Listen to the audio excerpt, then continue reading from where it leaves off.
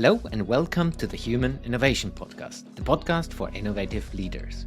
I'm your host, Jens Heitland, and today my guest is Alexander Hertel. Alex is the CEO and founder of Public Value Hub, an NGO that is focused on creating social impact through entrepreneurship. In our conversation, Alex shares the story, how he got to build the Public Value Hub. We talk about RestartUA, a program that helps displaced people from Ukraine to start a social business in Germany, and how this fits into the Public Value Incubator. Please welcome to the show, Alex Hertel. Hello, Alex. Welcome to the show. Great. Hi, thanks for having me. Great to have you. I'm eager to learn from you about public value today, but before we go into what you do from a business perspective, let's talk about yourself. You have owned a pizzeria. Let's start with that because I love pizza. How did you get into starting and owning a pizzeria? It's kind of a weird story, as they always start. So basically, I'm from former Eastern Germany. I was born in 1988 in the former GDR. My father is from Poland. My mom is from Germany. And as with many families throughout the 90s, the reunification of Germany changed a lot of careers, life models, lifestyles. And with my family being mostly like teachers and translators, it took them a couple of years to find their way in the new society. And I was still a child back then. And at some point, there was a situation in my family where money was an issue. And the only way out was buying a restaurant. And by total coincidence, the restaurant was in the house where my grandparents live. So they own an old house in Weimar, a small little town in the middle of Germany, very well known for a lot of writers coming from there, Goethe and Schiller, and also some pizzerias. So the Italians who owned the pizzeria had to give it away. And that's how we got into the pizza business. So my mom bought the restaurant, asked some people for help to understand how it works, and opened up in August. I was 10 at that age. So I spent the next couple of years like in this restaurant. I did my homework there. I had my friends over. I tried to seduce girls by giving them free pizza. It was really the center of my life. And also of everyone else's life, because basically all the people working there were our friends, and they had like backgrounds all over the world. So we had people from Morocco, from Georgia, from Russia, Ukraine, and it was really international melting pot. And it was a business, but also like kind of a family thing, Yeah. And how I came into the picture was not when I started washing dishes and doing all this stuff, but like right before my 18th birthday, we got into financial trouble again due to external factors. And at some point we had to do another decision about this business. And it was basically it going bankrupt and me reopening it the next day. And the next day was my birthday. My 18th birthday. Yeah, right after my 18th birthday party, I opened a pizza store or a restaurant, let's put it this way, that makes tremendous pizza, which was our biggest asset because, frankly speaking, we didn't know much about business, but we were really good at doing pizza. That's helpful when you have a restaurant. Yeah, definitely. So, and that's, of course, not the only entrepreneurial endeavor, but let's start a little bit earlier as well. How did you get from owning a pizza place to getting into radio and media? I mean, basically the restaurant was like a necessity to have it, to keep the family business running, to have everybody on the payroll, to keep our house. And there was a lot of dramatic stuff involved that, like, looking back, you tend to forget it. But at the moment, we couldn't have known that it works out. On the other hand, I always wanted to become a journalist. This was actually my dream. So pizza was my passion on the side. But my actual professional passion was being a journalist. And I remember, like, when I was younger, as I said, my parents were from a like middle class, semi-intellectual background. We had a lot of books. We had 2 libraries at home and a lot of newspapers. And it sounds weird when I say it now, but I really read Der Spiegel when I was like 12 because it was just lying around. And I loved the foreign reports. I loved the features when they went into war zones or transformation countries, development countries. And I always wanted to be a reporter. I always wanted to go out there to see the world, to talk to people, to experience new things. And back at the beginning of this century, this also was a valid career option. Yeah. I don't know if we go into if it's still in this year or in this day and age, but back then, going into journalism was my passion, and I pursued it first by studying political science to get a little background. Actually studied Arabic, but I forgot everything about it.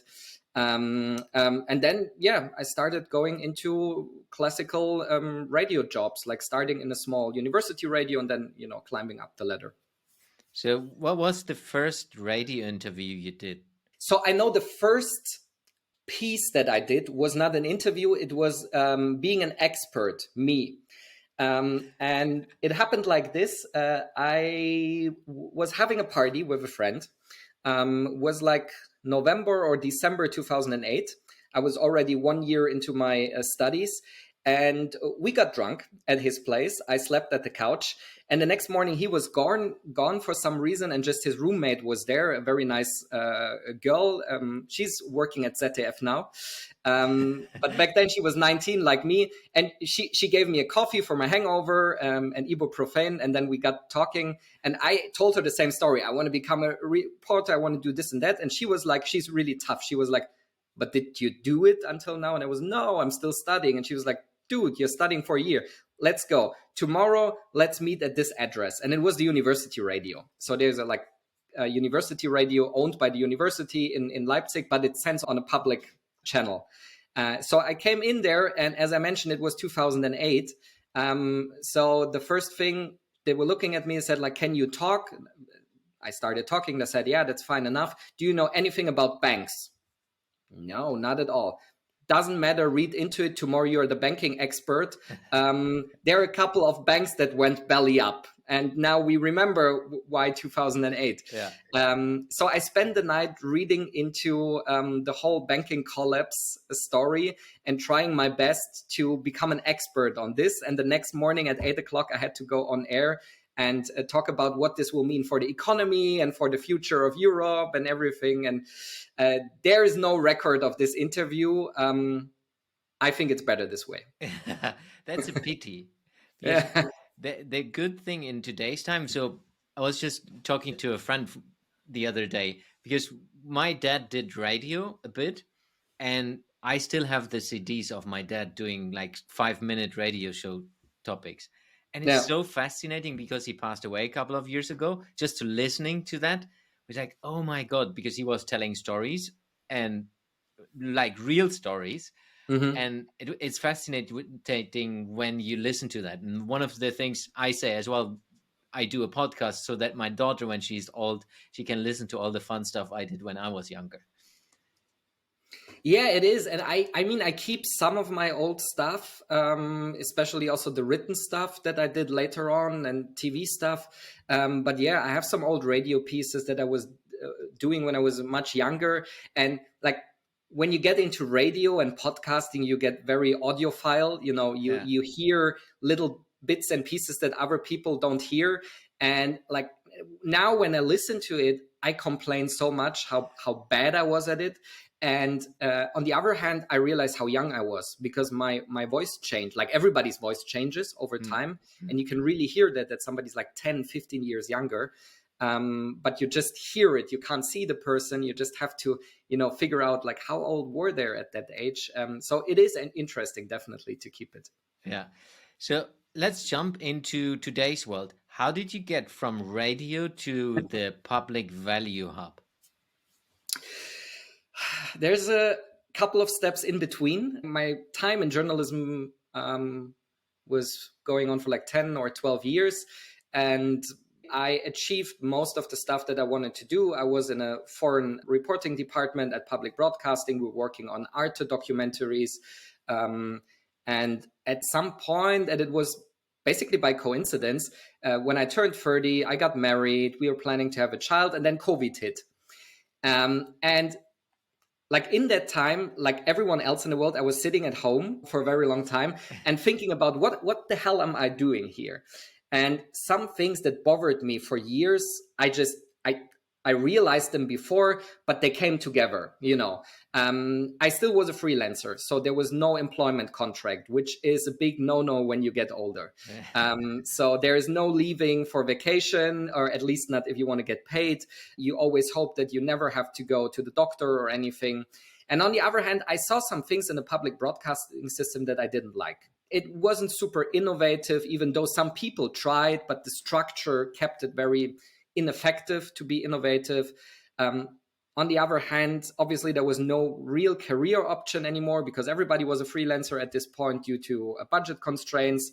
And I just had the feeling that what I wanted to do, see more of the world, I did. And what I wanted to do besides that is like make a career out of this is not going to happen.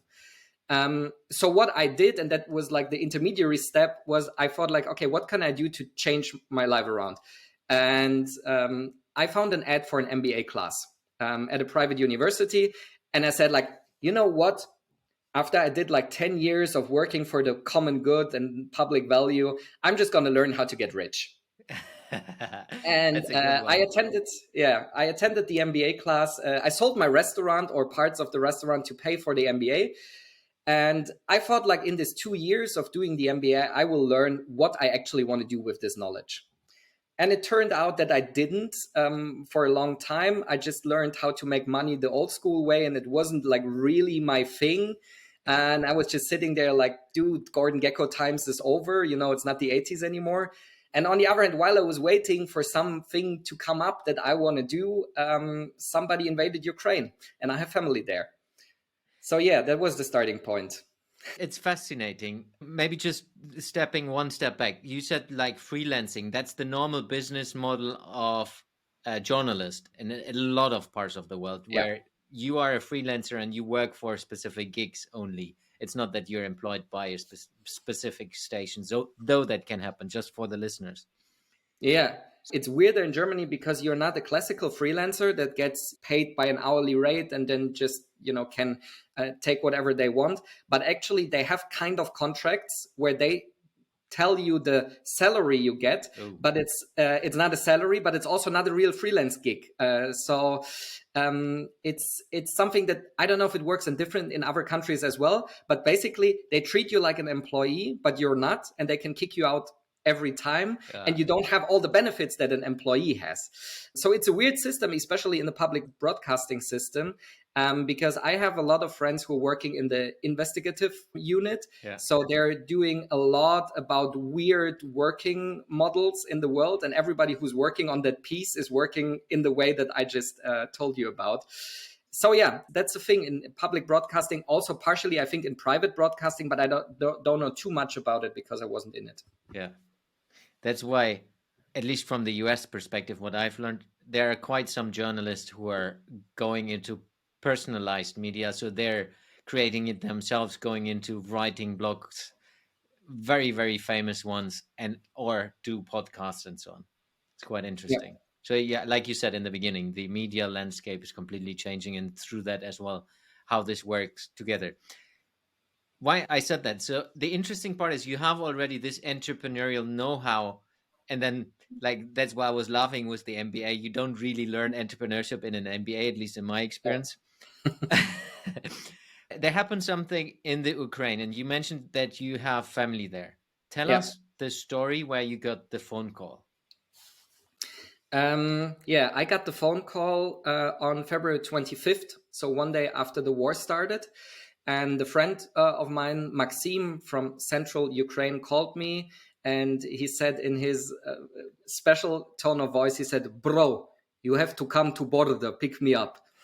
And now we are laughing, but there was nothing to laugh about because he was on the way to the border in a car with his girlfriends, her mother, his sister, and her mother, and the dog. And the special thing was that his sister was pregnant in the 39th week. So she was already overdue, and they were driving in the car, approaching the border when he called me and said, like, you have to come pick me up. And I said, all right, okay, where are you at? And for some reason, he said Hungarian border. And I looked at the map and I was like, fine, it's a 12, 13 hours drive, Red Bull, cigarettes, go. And I jumped into my car and I hooked my phone to my car so I can have calls and talk to Siri. So I started calling people, calling friends that I have that are in political organizations that know people all around Europe, trying to figure out how they can get across. In the meantime, two things came to my knowledge that I didn't know before. The first thing was that he can't leave the country, Maxime, my friend, because he's a male. And they already had this order that men couldn't leave the country. And the second thing is he just misspoke. He's in Romania now, which is a 24-hour drive, not a 12-hour drive. But I'm already in the Czech Republic. I'm going, there's no turning back. So fast forward, it gets really crazy. I'm 2 days in the car, constantly on my phone, just like having a nap in Budapest. And actually, they have to cross the border without him because he has to stay behind. They have to cross the border without a valid driver's license. Nobody in the car has one except him. He's staying behind. And we organize a hotel right at the Romanian border on the other side. It's like, 200 meters when you look at Google Maps. We called them before, said, there's a couple of women coming, just keep them for a day. We're going to pay. I'm going to pick them up. They arrive. Maxime's girlfriend calls me, says, we're here. And I said, okay, I'm there tomorrow. Then she calls me again 5 minutes later and says, Julia's in labor. Oh, no. And this is in the middle of Romania. It's like in the middle of the mountains. There's nothing around. They had to bring an emergency transport from half an hour away. And it was just mayhem and everything over the phone. So when I arrived, Maxime found an illegal way to cross the border and was reunited with the family. Julia gave birth to the child, who's called Little Maxime because of his hero uncle. And he was born on 25th of February in Romania. I think the first Ukrainian child outside of Ukraine after the war started. Yeah. Crazy that was story. Weird. Crazy story. How did you get them into Germany?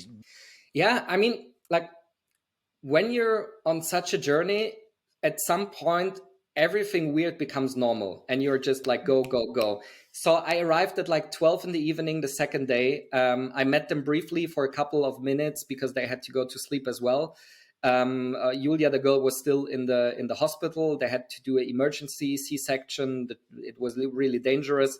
So I said, I'm coming back the next morning. And we came back the next morning, met for breakfast at 9 o'clock. And some of the Romanian guys came back from the border because they were just bringing supplies. And they said, there is so many people crossing the border that if you don't leave now, you will not get into Schengen. And what I just realized on the road was I totally forgot that Romania is a European country, a EU country, but not a Schengen country. Yeah. So there's another border between Hungary and Romania. So we packed up our stuff and started going because we wanted to cross the next border before the 100,000 people behind us came. And since we had a second car on our disposal and the third car, we found two girls that needed to go somewhere and just wanted to go with us in a column. I had my car free again. So I took another family. So we were 11 in the end. And we just went with 3 cars directly 2 days back to Leipzig, where I live. And you took the baby with you as well? No, the baby stayed behind. Huh. The baby stayed behind with Julia because of the C-section. She couldn't travel for 10 days. So the biggest reason we got there was to get her and the baby, and we couldn't take them.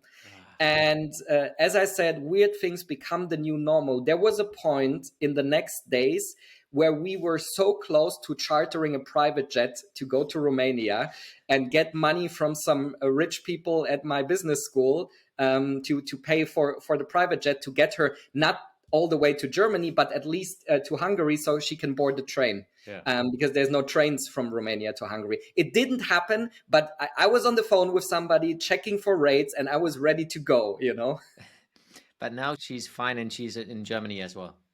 Yeah, she's still living with my mom.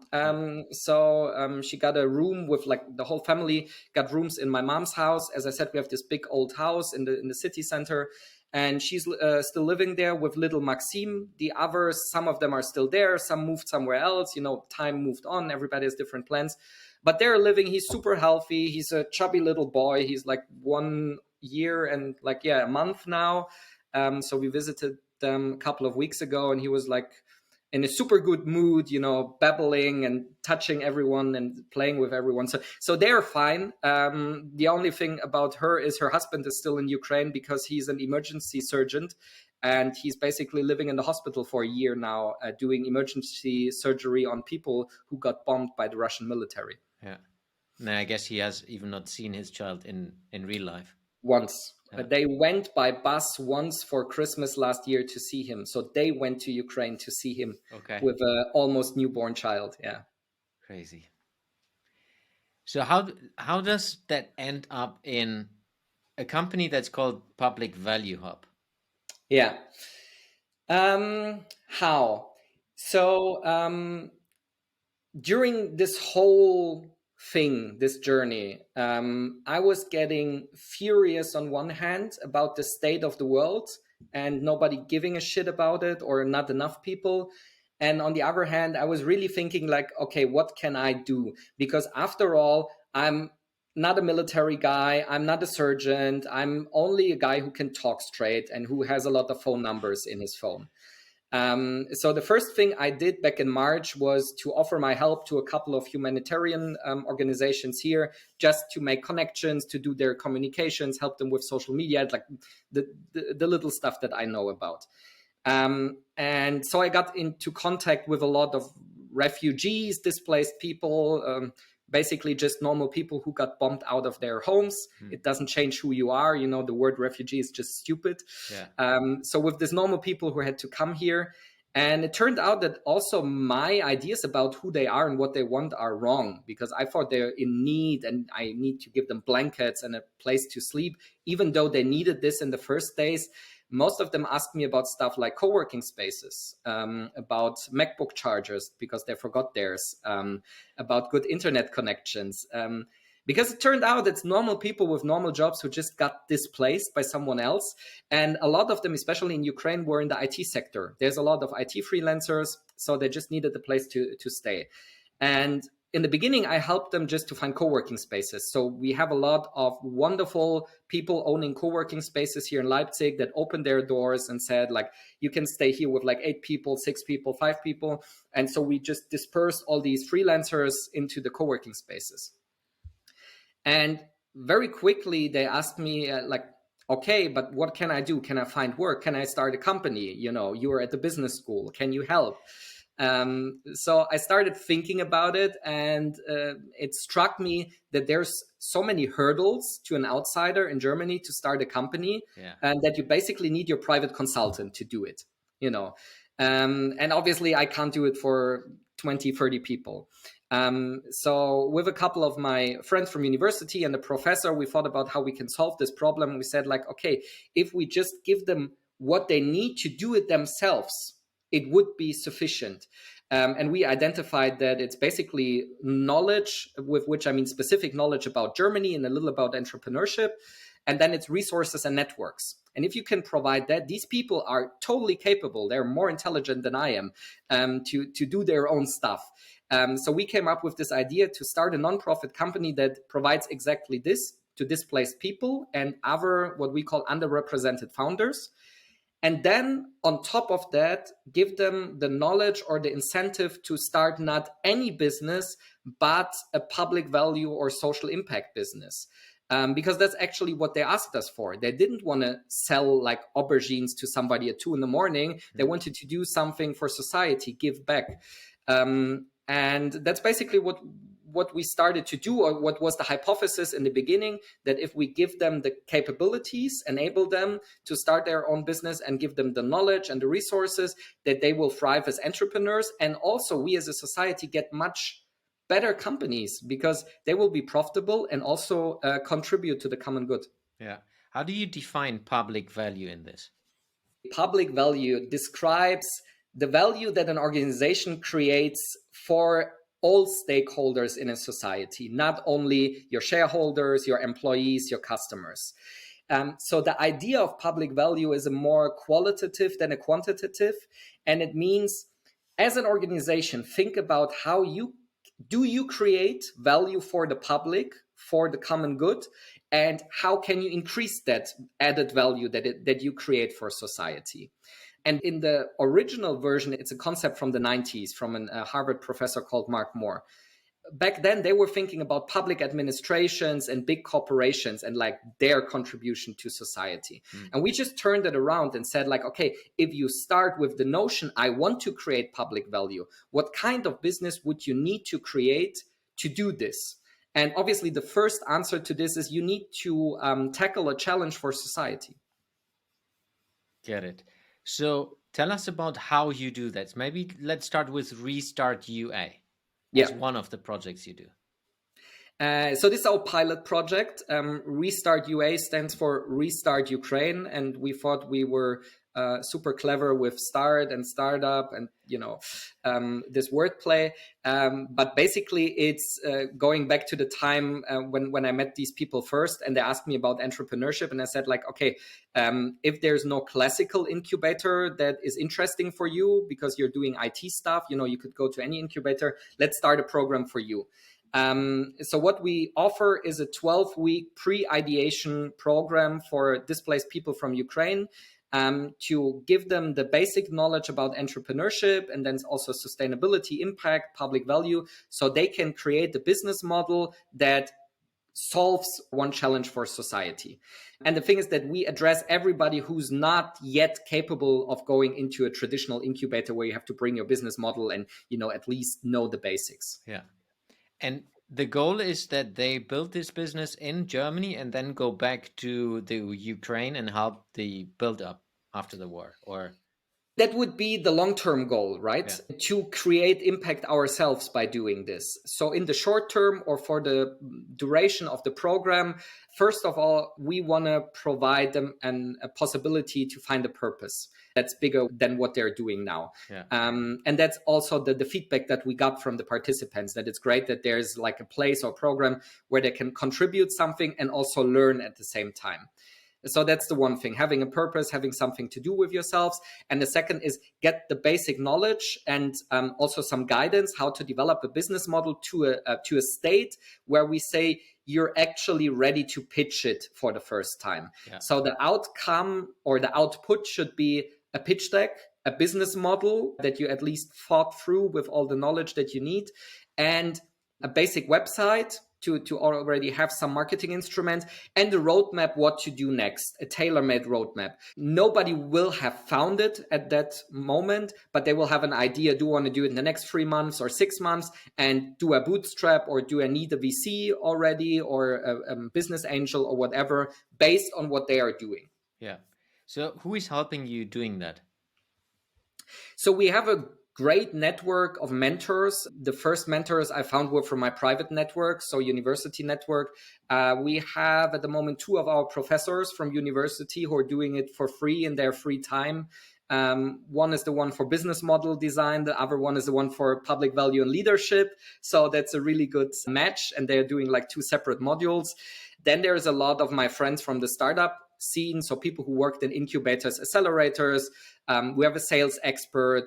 We have a head of marketing. And for every topic that we think important, we have one mentor that will provide them with some content and also give them feedback on what they're doing, answer questions, and also help them with making connections if they need a specific network for some topics. Yeah. What I love about this, like you mentioned this as well, the purpose part. Mm-hmm. Giving people a purpose is a big thing. Yeah. And helping them being in their situation where they come from. And most of them are in this situation for over a year now. Mm-hmm. Helping them to find a purpose and helping them to find kind of a star on the horizon where they say, hey, there is something which I can build. Not just, let's say, work in a normal job, doing something bigger, which helps us and helps as well the society in a different way. I really love that. How do you finance this? Are they paying to be part of this, or how does that work? No, the participants are not paying anything for the program. For the pilot project, we were fortunate enough to get some funding from the city of Leipzig. They had the crowdfunding project for refugees from Ukraine. And then we got some private donations, basically enough money to do the pilot project, but not enough to keep it running in the long term. So this funding, which is exclusively by donations at the moment, is just for the pilot project, which we also see as kind of a proof of concept and MVP for us to show like it's possible to do this also with a very, very restricted budget. And obviously, if we would have more resources, we could scale this up and not help only 11 people, but many more, and also people from other target groups, because displaced people are not the only people who would be interested in such a program. Yeah, I was about to say, right now, you mentioned already 11 people who are part of that. They all come from the Ukraine. They all have similar background, at least from a story perspective, that they left their home country, going into another country, trying to survive, let's say like this, but doing that in a way that they want to build value for the society they live in right now, and then going back one day if they ever want to go back to build up the country. I mean, it's really heart-wrenching to hear some of their stories, how they had to flee the country. We have one couple that got married on the border because otherwise the guy couldn't leave the country. I mean, they love each other, so it wasn't a question of whether they want to, but do you want to do it because somebody bombed your hometown and you have to do it for legal reasons and not for, I want to feel this, I want to have a party. And the other thing is that through this endeavor, I would say, not the endeavor of being displaced, but the endeavor of being forced to be somewhere else and to see things from a certain perspective, some of them developed a new urgency for doing something. So we have one woman who's in her 40s. She's from Mariupol, the city that was bombed to the ground by the Russians.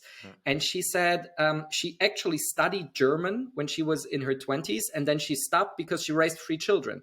And she's totally happy about it. And there's nothing wrong about it. But she said, because of Putin, I learned, and that's a quote from her, that I have to do something to give back, to change the world. Because he and like this war on Ukraine forced her to see that individualism doesn't work when somebody else wants to destroy your individualism. You have to think in some way about the common good. And even if it's only for your own sanity, because you're sitting somewhere else and you have to do something. Yeah. It's powerful. I'm happy and try to find ways how I personally can support and with my businesses. What else do you need? So if we can use this platform to ask for people who might say, hey, this is an interesting story, I would love to support. How can they connect, and what are the things you're in need right now? Yeah. First of all, thanks for saying this. And I mean, I know already that you're supporting us, but it's good to hear, because sometimes you also question your own sanity when you do this for a year and, nothing comes out of it, or not nothing, but, in terms of corporations or funding. Yeah. So as I always say, the first thing is networks, because we need the same. So getting in touch with people who are much more knowledgeable than we are, have much more resources or influence, always helps. So if you're a person that identifies like this, reach out to me. I'm always happy to talk. The second thing is obviously funding. And I would like to split it up, because obviously we are taking donations. We are a nonprofit, and it's a very nice way to get things started. But we don't want to rely on donations in the long term. For 2 reasons. The first reason is I saw it especially with associations in Germany that do good, and they are lovely people and they have great causes, but they rely on funding for the rest of the life cycle of the organization. So we need it as a Kickstarter, but we actually want to create revenues with this. And I don't know if we talk about this, but we want to make money with what we're doing.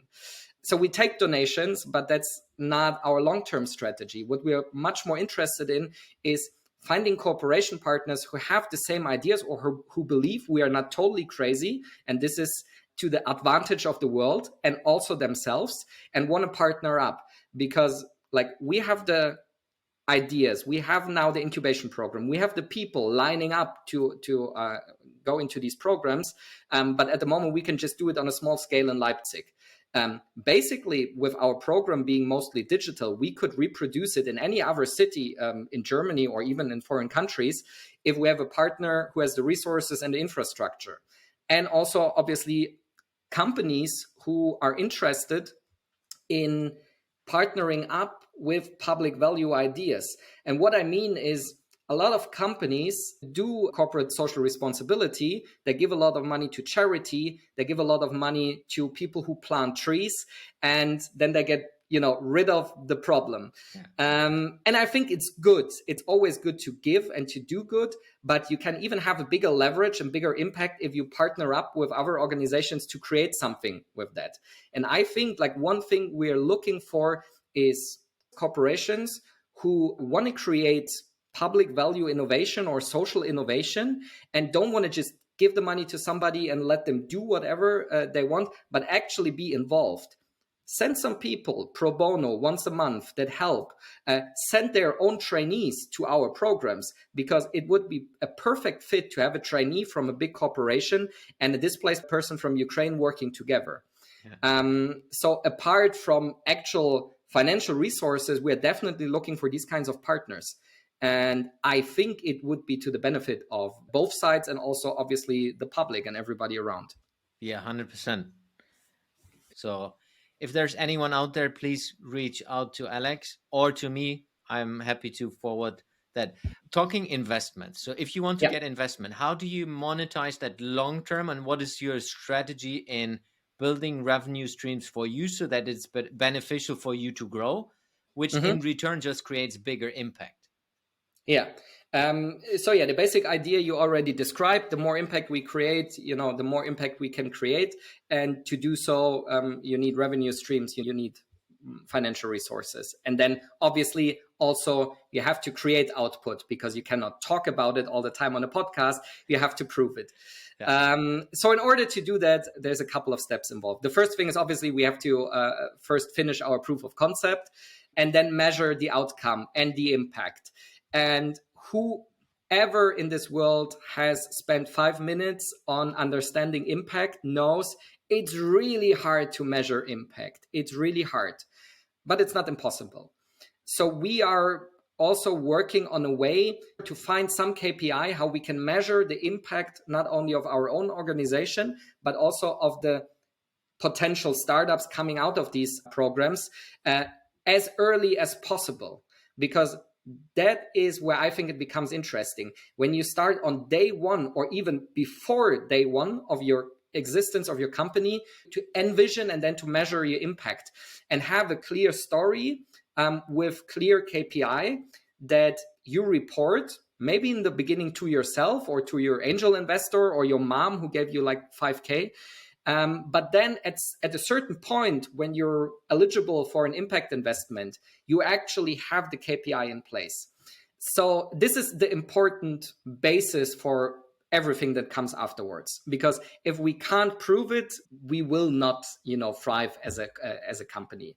And then to monetize it, there's multiple ways. The first is, as I said, if we have corporate partners or we do programs for corporates, we would do the whole program management for them, like come up with the idea, implementation, and then reporting, and take a fee on it. That's not a new model, but that's just for providing the service of implementing these programs. The second would be obviously to monetize an impact investing tool that we are creating also for others, because it's not exclusive to our beneficiaries, but for our beneficiaries, it will be for free forever. And then the third way, which is the biggest stretch from where we are starting, is obviously have our own fund, because that's the only way, at least that I can think about, how this can work in the future.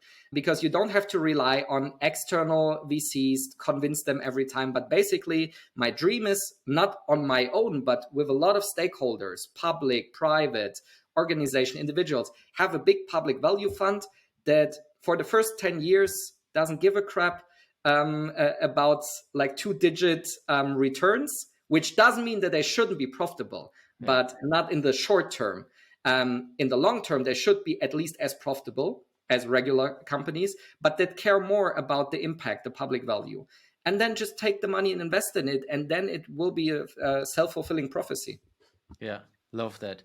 I still remember when I was involved in an accelerator inside of IKEA when I was working in IKEA. The benefit of doing that for a corporation like IKEA or any other corporation, we worked with the startup, and it was not just the solution they have been building for us, trying to solve different pain points just by the nature of a startup. It was also the engagement between each other, because Yeah. a large organization is not that agile like we always talk about, though that this buzzword is out there. Just small things in the engagement on the daily base help people from the corporation understanding needs of startups, needs of entrepreneurs, and potential customers for them as well, to get that input in the organization. What we did was taking this learning into the organization, and that have changed a lot of things, though that nobody understood that it came from this project. So the impact and is still going on. That's the interesting part for corporations. So highly recommend to reach out to you as well on this topic as a corporate. Another thing you do, so if we now go from Restart UA, the other thing you look into is the Public Value Incubator. So Mhm. tell us about that. I mean, it's intertwined with the RestartUA program because, as I said, the Ukraine project is basically our proof of concept. But what we want to do in the long term, and I already touched some parts of it in my previous answer, is we want to incubate public value, which sounds like a very abstract concept. But if you actually think about the ways to do it, it becomes more tangible. So basically, if you're in the mindset, you want to do something good, and it doesn't matter, you're an individual, you're a public administration, research facility, investor, corporate, then oftentimes you ask your friends or your colleagues or your spouse, but how do I do it? Should I donate? Should I do like voluntary work? Should we plant trees? Should we build a school in Africa? Should we, whatever? And a lot of times, like, getting that answer is the most important step in your journey, and then the rest comes afterwards. So we want to actually be this first touch point for whoever has this thought. I want to do something, but I don't. Probably I want to do it in a way that's more related to the business world. Yeah, because if you want to volunteer for nonprofit, there's much better organizations out there. I'll be happy to refer anyone. But if you say, yeah, I want to do it, but somehow it has to do with business, or we want to invest in it because we are corporate, and then we come back to this. Then basically what we do with them is the same we do with our participants. We do ideation. We sit down with them and say, like, okay, what's the values of your corporation? Let's say, for example, what's the goals you achieve? What's your expertise? And what's your blind spots and where you want to go in the future? What's the kind of innovation you're lacking?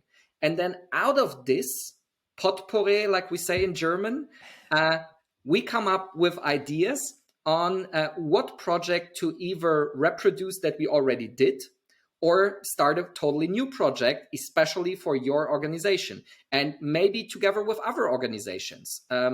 So I was approached by someone just recently from a, let's say, rural area in Germany where he's in the public administration, and said, like, we're losing 5% of our population every single year. And we have public funding, but we don't know what to do with it to bring people back. I said, like, okay, let's do a workshop. I mean, that's like what half of the consulting business is about. But other than just doing a workshop, it's coming up with ideas on what project to implement that has a lasting impact for both sides, for the one that's funding it and the beneficiaries, because we always bring the beneficiaries. We always say, like, your project must have a beneficiary apart from your own company. And then in bringing them together, it's the same thing that you said. We are already changing the culture, the approach. There's an exchange. Everybody's learning. And in the end, probably there's great joint venture startups coming out of this that disrupt the company from within, Yeah. I think this is a big thing for everyone who is looking into the future, because we're often, as entrepreneurs or people working with corporate innovation, we are often looking at the fancy stuff, which is all the AI things that are happening right now, because it's interesting and it's intriguing, and it's good and it's important. But I truly believe the biggest differentiator in the future is us, and doing that in a human way. And I think you are onto something that's very interesting, which helps us as a society to think differently. So not just, of course, now you're starting in a city inside of the German context, but being a global citizen like you as well, this can spread throughout the world. Definitely. And I'm not arrogant enough to say it should be us.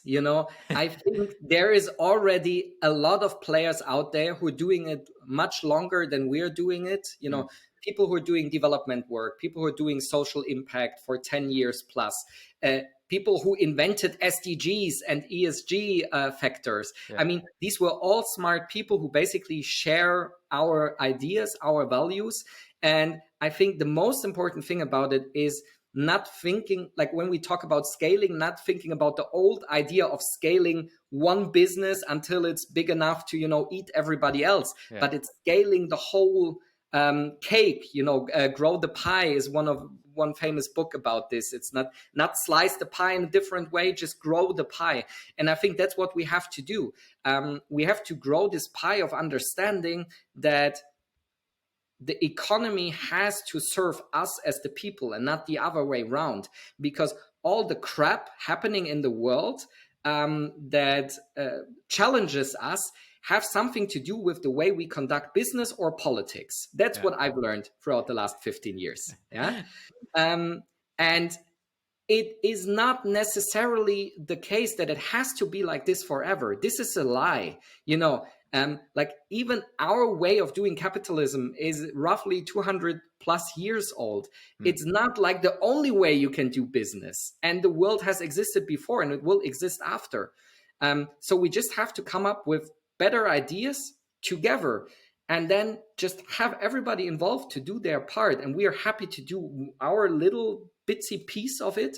But we need millions to do it on a level that we take over and we create a better future. Yeah, I'm using this because it's a good ending. So for every investor, corporate, people who have ideas and want to connect to Alex and the topics, reach out to him. What is the best way? How can people reach out to you? LinkedIn. Yeah, definitely. So I will put your link to your LinkedIn profile into the show notes. Wherever you listen to this episode, reach out to Alex or to me. Happy to introduce. I'm definitely going to support in which way ever. I have a couple of ideas. Let's talk about that offline first. I'm intrigued. No, eager to support, and as well try to find a couple of network partners out of my ecosystem to support you guys. Love what you do. Thank you very much for joining me on the show, and good luck with the future. Thank you. It was a pleasure talking to you. The hour went by very fast, and I could talk on for hours, as you can imagine. With you or with anybody else who is willing to meet, we can definitely do this. Yeah, maybe we do a second round in half a year or a year where we share the best results. Sounds great. Super. Alex, thank you very much.